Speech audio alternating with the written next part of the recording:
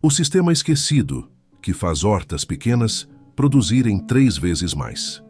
Esta horta de 10 metros quadrados produz 3 vezes mais alimento do que uma convencional do mesmo tamanho, sem mais água, sem mais trabalho e sem gastar um centavo a mais.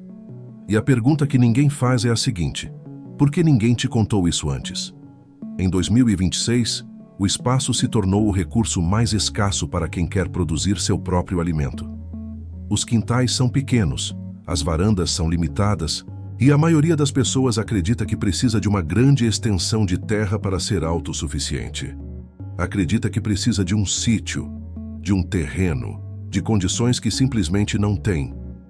Essa crença foi fabricada por um sistema que lucra com a sua dependência, que precisa que você compre o alimento que poderia produzir, que precisa que você acredite ser incapaz, pequeno demais, sem espaço suficiente, sem conhecimento técnico. Essa narrativa da escassez foi construída com cuidado e repetida por décadas, até virar verdade na cabeça de milhões de pessoas. Mas existe outro caminho.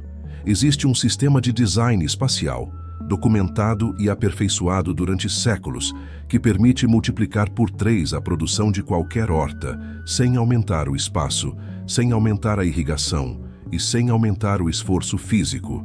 Esse sistema foi ignorado pela agronomia industrial, porque seu princípio fundamental é incompatível com o modelo de negócio dos grandes produtores.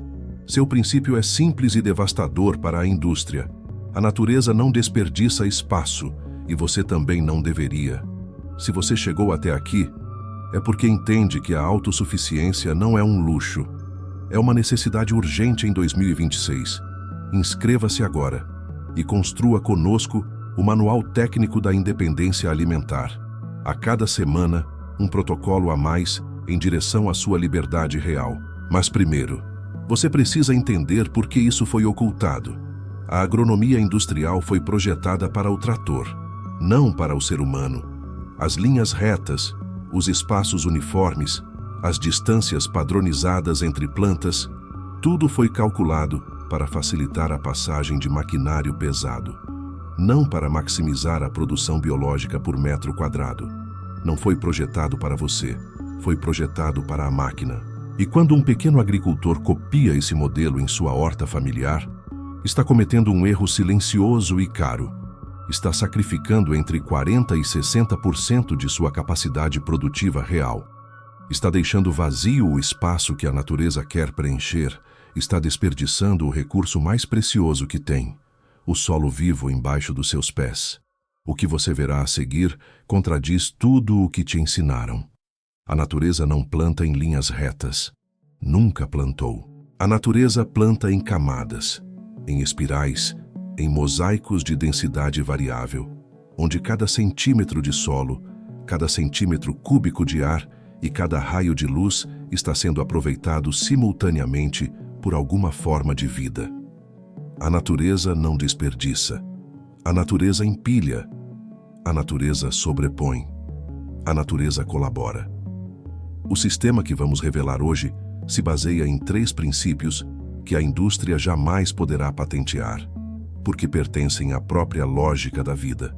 O primeiro princípio é a verticalidade nutricional. Em uma horta convencional, todas as plantas competem pelo mesmo espaço horizontal, pela mesma camada de solo, pela mesma faixa de luz. É como colocar todos os moradores de um edifício para viver no térreo, enquanto todos os outros andares ficam completamente vazios.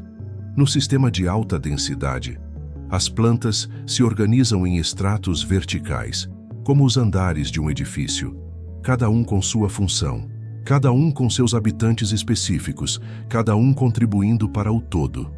No estrato alto, entre 1 e 2 metros, crescem as plantas trepadeiras e os arbustos frutíferos, que capturam a luz direta do sol do meio-dia. São as plantas mais exigentes em energia, e por isso ocupam o andar mais privilegiado, o mais próximo do céu. No estrato médio, entre 30 e 80 centímetros, crescem as plantas de folha e flor, que aproveitam a luz filtrada que os estratos altos não interceptam completamente. Essa luz difusa, suave, é exatamente o que elas precisam. Não é sobra, é adequação perfeita. No extrato baixo, entre 0 e 30 centímetros, crescem as plantas rasteiras, as coberturas vivas e as raízes comestíveis, que trabalham na penumbra úmida criada pelos estratos superiores. A sombra que antes era problema, agora é habitat, agora é recurso. 3 colheitas diferentes. No mesmo metro quadrado, ao mesmo tempo, isso não é mágica, é design inteligente. O segundo princípio é a sucessão contínua. Em uma horta convencional, quando termina um cultivo, o solo fica vazio durante semanas ou meses enquanto se prepara para o próximo ciclo. Esse solo vazio é solo morto. Solo que perde umidade. Solo que perde micro-organismos. Solo que regride. Solo que esquece como ser fértil.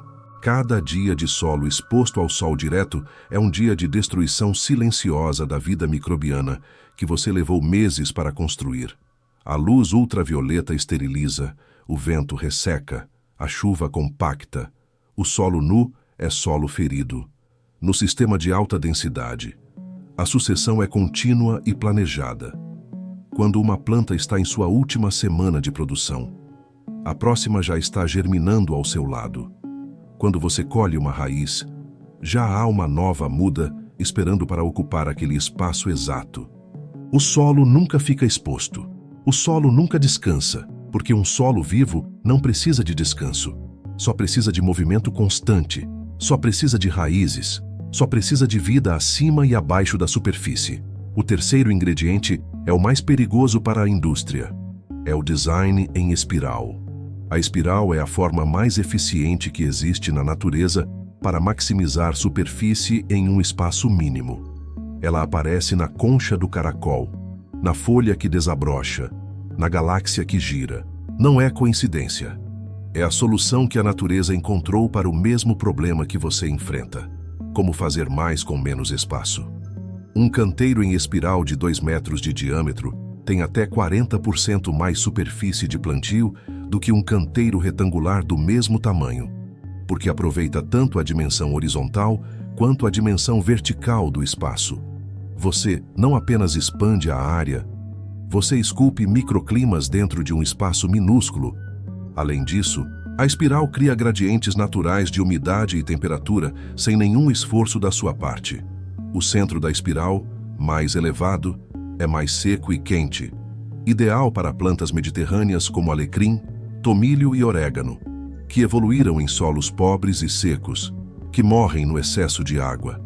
A borda exterior, mais baixa e úmida, é ideal para plantas que precisam de maior retenção de água como alfaces, espinafres e ervas aromáticas.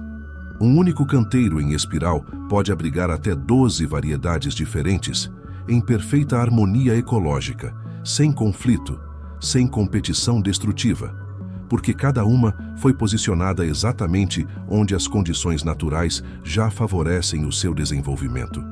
A execução desse sistema requer planejamento prévio, mas uma vez projetado, se mantém sozinho e melhora a cada ciclo. Passo 1. O mapa de luz. Antes de plantar uma única semente, observe seu espaço durante um dia inteiro. Não confie na memória. Não confie na intuição. Observe de verdade, de hora em hora. Anote onde o sol bate, onde a sombra cai, onde a luz muda ao longo do dia. Identifique as zonas de sol pleno, as zonas de sombra parcial e as zonas de sombra total. Esse mapa de luz é a planta arquitetônica da sua horta de alta densidade. É o documento mais importante que você vai produzir antes de colocar a mão na terra. Cada planta irá para o lugar onde a luz que ela precisa já existe naturalmente, sem forçar, sem compensar, sem desperdiçar energia tentando corrigir o que o design errado criou. Passo 2. A construção do canteiro em espiral.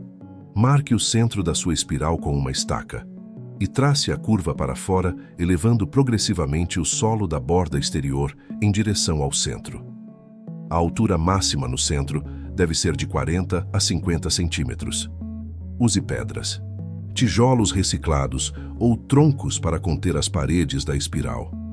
Esses materiais retêm calor durante o dia e o liberam lentamente à noite, criando um microclima ainda mais estável para as raízes. O preenchimento interior deve seguir a estratigrafia do solo vivo, biochar na base para retenção de minerais e habitat microbiano, farinha de rocha no meio para remineralização de longo prazo, e inóculo microbiológico na camada superior para ativar a cadeia de vida desde o primeiro dia. Passo 3. A atribuição por extrato. Atribua cada planta ao seu extrato correspondente antes de semear. Não improvise no momento do plantio. Desenhe um esquema simples no papel. Extrato alto no centro da espiral, extrato médio na zona intermediária, extrato baixo na borda exterior. Esse mapa no papel vai te poupar meses de correções. Vai te poupar a frustração de descobrir tarde demais que uma planta está roubando a luz da outra. Passo 4. A semeadura em triângulos. Nunca semeie em linhas retas dentro do canteiro. As linhas retas existem para o trator, lembra? Para você, para a sua escala, para a inteligência biológica do sistema. O padrão correto é outro. Semeie em padrões triangulares, onde cada planta ocupa o centro do triângulo formado pelas suas 3 vizinhas mais próximas.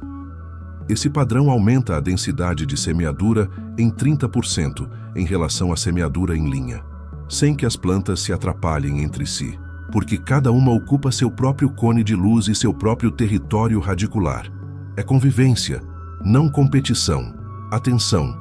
Aqui está o erro crítico que todos cometem: misturar plantas sem considerar a alelopatia. A alelopatia é a capacidade de certas plantas de liberar compostos químicos pelo solo e pelo ar que inibem ou estimulam o crescimento de suas vizinhas. É uma linguagem química silenciosa que as plantas usam para negociar território.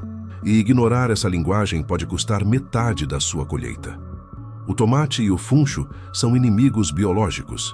Nunca devem ficar juntos. O funcho libera compostos que suprimem o crescimento do tomate. E o resultado é uma produção pobre para os dois. O manjericão e o tomate são aliados perfeitos. O manjericão repele as pragas do tomate, enquanto o tomate protege o manjericão do vento.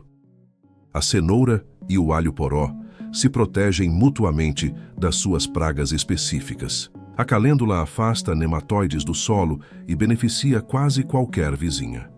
Antes de semear qualquer combinação, pesquise as relações alelopáticas das suas plantas.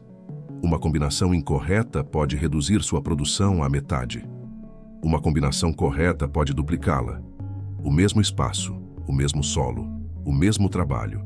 Resultados completamente diferentes dependendo de quem você coloca ao lado de quem. Passo 5. O ciclo de renovação escalonada. Divida mentalmente sua horta em 4 zonas. A cada semana, renove uma das 4 zonas, enquanto as outras 3 continuam produzindo em plena força.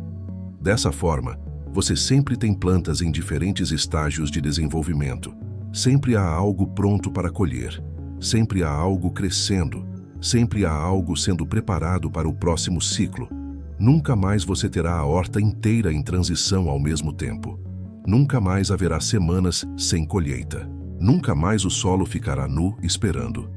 É a produção contínua, sem interrupções, sem vazios, sem a frustração de olhar para um canteiro vazio, sabendo que passou semanas sem aproveitar aquele espaço.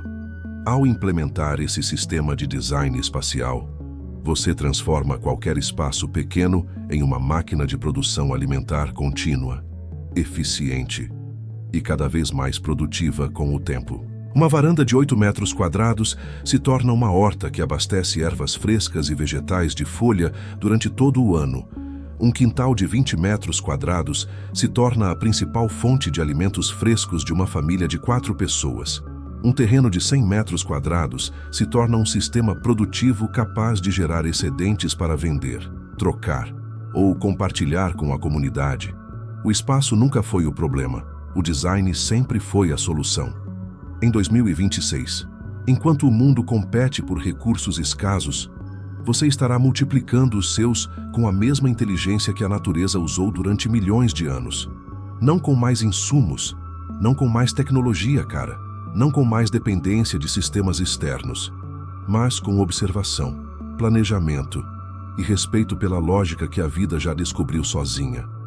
Se esse sistema acendeu algo em você hoje, inscreva-se e compartilhe com alguém que acredita não ter espaço suficiente para ser autossuficiente, porque esse alguém precisa ouvir isso agora. Deixe nos comentários quantos metros quadrados você tem disponíveis para a sua horta, porque no nosso próximo encontro técnico, vamos revelar a horta de 2 metros quadrados que produz uma quantidade absurda de alimentos. Um sistema de produção vertical extrema que desafia tudo o que você acreditava saber sobre os limites do espaço produtivo. Um sistema que vai fazer você olhar para qualquer parede, qualquer grade, qualquer cerca e ver potencial alimentar onde antes via apenas obstáculo.